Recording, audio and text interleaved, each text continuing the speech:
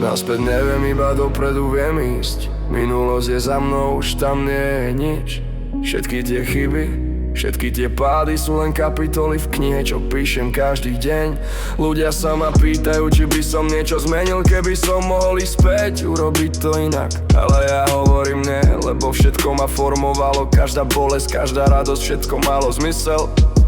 Naspäť neviem a ani nechcem. Budúcnosť je tam, kde sú moje oči upriamené. Minulosť je dobrá na lekcie, nie na bývanie. Niekto tam ostal, ja idem ďalej.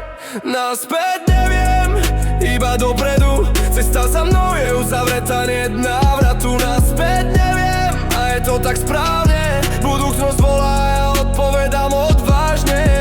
Stratil som ľudí, čo som myslel, že budú navždy, ale navždy je len ilúzia, to som sa naučil. Niektorí odišli, niektorých som pustil. A je to okej, život ide ďalej. Naspäť neviem, znamená aj odpustiť seba iným, nechať to ísť.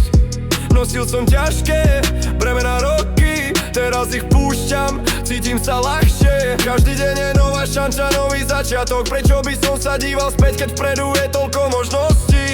Naspäť neviem, to je moja filozofia a ona ma priviedla tam, kde som dnes. Naspäť neviem, iba dopredu. Cesta za mnou je uzavretá, nie návratu. Naspäť neviem a je to tak správne. Budúcnosť volá, ja odpovedám odvážne.